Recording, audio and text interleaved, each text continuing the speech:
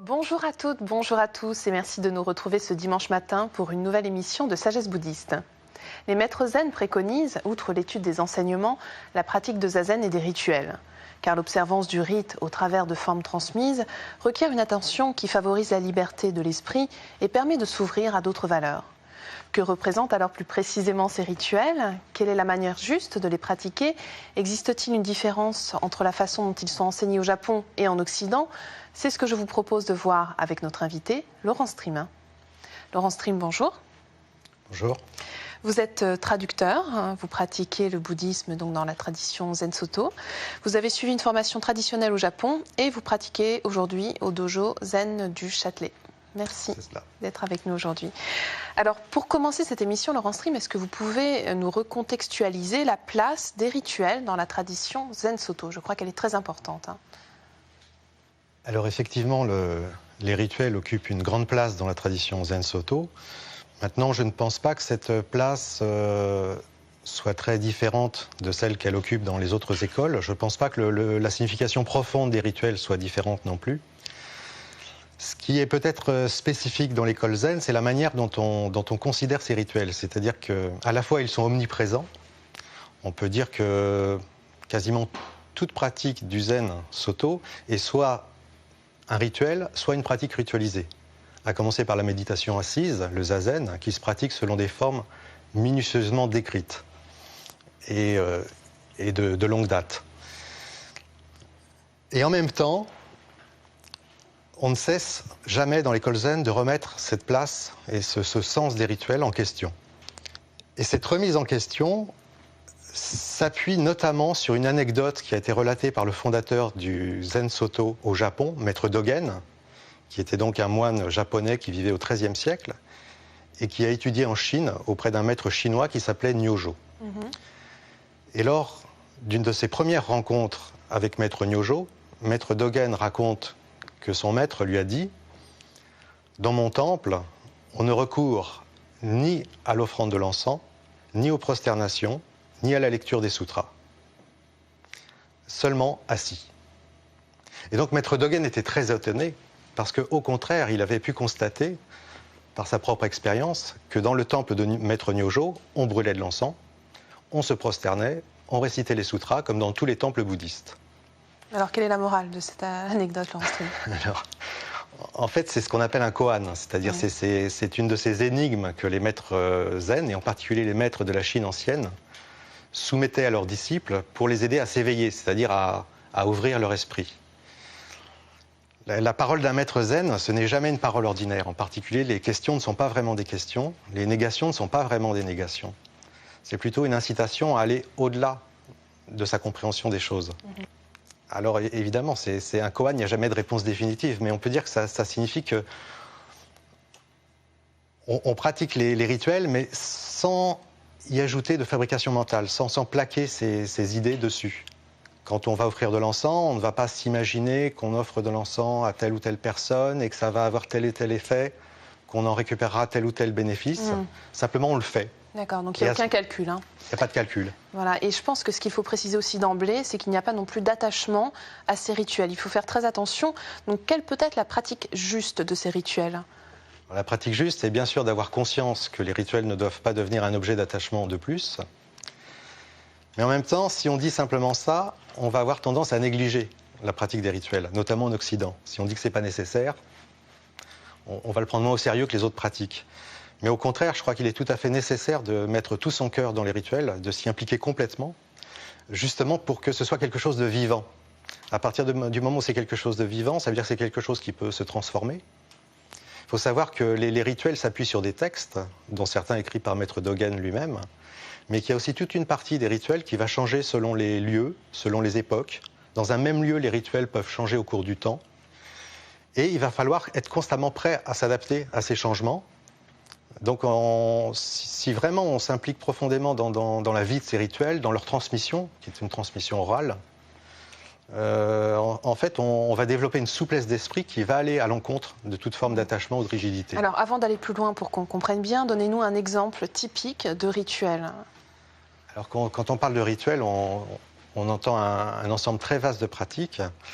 Le rituel, on va dire, principal, le rituel fondamental dans les temples zen et aussi dans les centres zen tels que les dojos qu'on trouve en Occident, c'est la cérémonie du matin.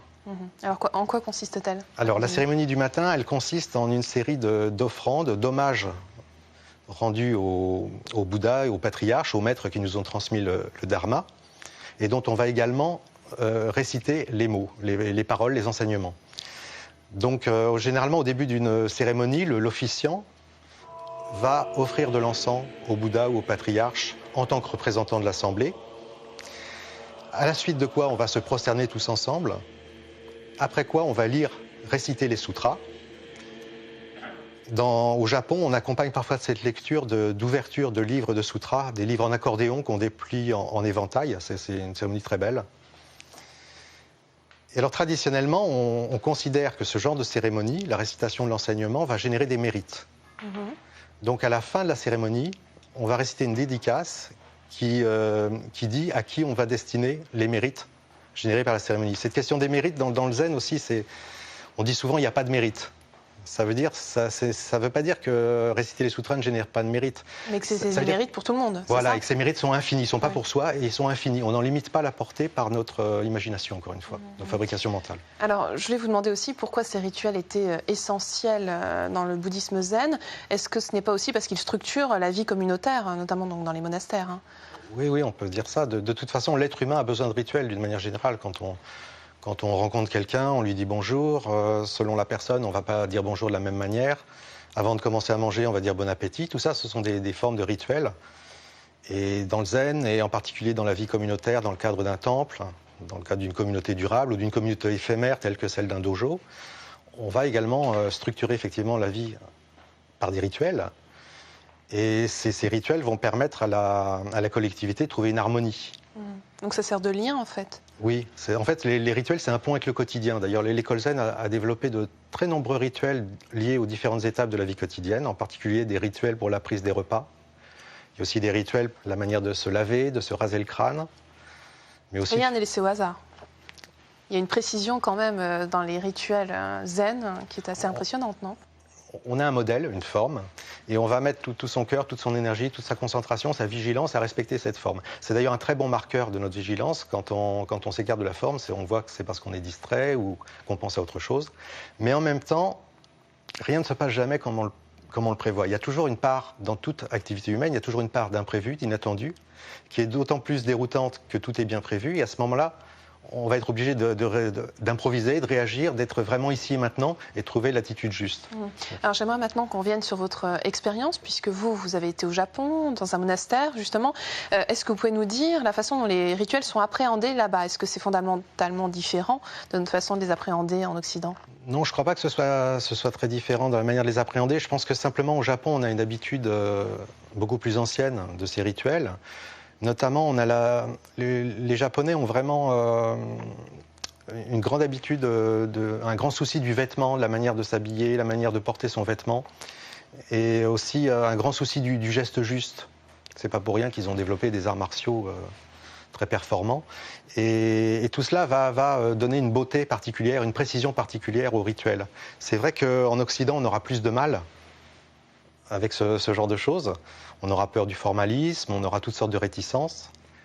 Moi, par exemple, quand j'étais au Japon pour la première fois, je ne connaissais que les rituels qu'on accomplissait à l'époque en Occident, qui étaient des rituels assez simples, assez courts.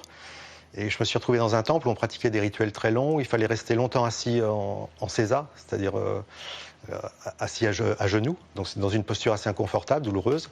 Et c'est vrai qu'au début, j'avais beaucoup de mal avec ces rituels. Et puis, progressivement, on m'a confié des rôles.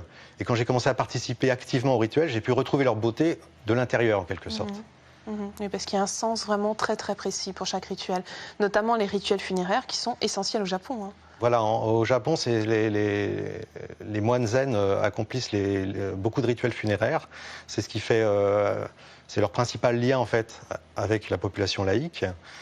Et on peut dire que c'est leur principale contribution à la vie de la société. Et en quoi justement la pratique de ces rituels permettent de maintenir la tradition du zen vivante, Laurent Stream? De toute façon, dans la tradition du zen, on ne peut pas dissocier la pratique de rituels des autres pratiques.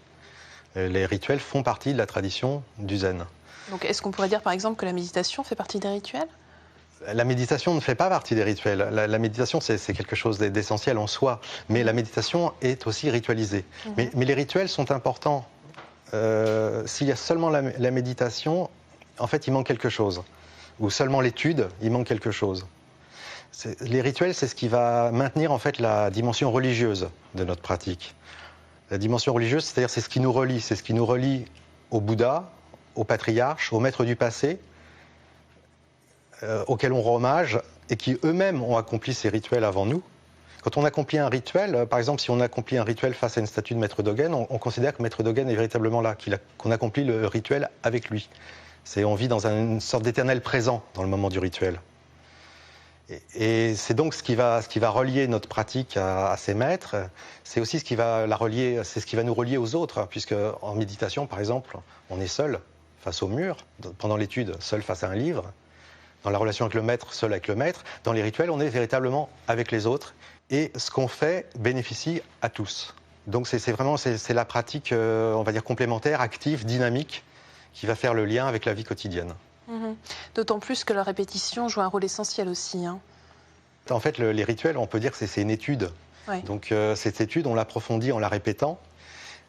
Il y a une autre chose qui m'avait beaucoup frappé au Japon, c'est qu'on passe beaucoup de temps à s'entraîner pour les cérémonies. Et non seulement les rituels sont une pratique, mais les entraînements eux-mêmes sont une pratique. Et c'est l'occasion d'échanges. Il y a une qualité d'échange à ce moment-là entre les moines, entre les participants des rituels qui est très particulière. On peut arriver à trouver une vraie harmonie entre les gens, une harmonie profonde, quelle que soit la culture de chacun, quelle que soit sa nationalité, et même si on ne parle pas la même langue. Alors Laurent Stream, on peut se demander s'il existe une hiérarchie entre les différents textes qui décrivent la façon de pratiquer les rituels dans la tradition du zen. Non, en réalité, c'est ça qui est frappant, c'est que quand on considère l'œuvre majeure de Maître Dogen, le Shobogenzo, on s'aperçoit que les textes qui décrivent les rituels sont mis sur le même plan que les textes doctrinaux les plus ardus, ceux dont le contenu est le plus élevé. Et parfois même, dans un même texte, il arrive qu'il y ait un contenu doctrinal très profond et qui soit suivi d'un contenu technique sans que l'un prenne le pas sur l'autre. Donc en fait, on dit souvent que dans l'enseignement du zen, l'enseignement sur les rituels est aussi important que l'enseignement sur le dharma. En fait, c'est une autre façon d'enseigner le dharma. Alors pour terminer cette émission, j'aimerais que vous nous disiez un mot sur l'esthétique et son importance dans les rituels de la tradition zen. Oui, l'esthétique joue un très grand rôle au Japon en général et dans le zen en particulier. Et ça va plus loin que ça. On peut dire que c'est l'esprit des rituels tels qu'ils sont accomplis dans le zen, qui est un esprit on va dire de simplicité, de précision, qui va lui-même définir une esthétique, qui va créer une esthétique. Et c'est aussi le souci de s'harmoniser avec les autres, d'avoir le geste juste, d'être attentif au moment présent. Tout cela, en fait, a beaucoup contribué à l'esthétique japonaise telle qu'on la connaît actuellement en Occident. Très bien. Je vous remercie beaucoup, Laurent Stream, d'avoir été avec nous aujourd'hui. Merci à vous. Si vous souhaitez en savoir plus, voici quelques ouvrages que nous vous proposons. Un livre publié aux éditions Sully, Le bouddhisme Zen Soto de Kohoshi-zan, traduit par notre invité Laurent Stream, qui nous permet de mieux comprendre la spécificité de cette école Zen Soto à travers l'explication de sa pratique, de sa doctrine et donc de ses rituels. Manuel du bouddhisme zen, publié chez Dervy, de Desetsu Tetaro Suzuki. Vous y retrouverez le récit de différents aspects de la vie dans un monastère bouddhiste zen, avec des extraits de récitation de sutras, mais aussi le déroulement des cérémonies, ainsi que les différents supports de culte. C'est la fin de notre émission. Vous pouvez la revoir pendant toute une semaine sur le site internet de France 2 en consultant plus.fr, rubrique France 2. Merci à tous de votre fidélité. Je vous souhaite un très, très beau dimanche.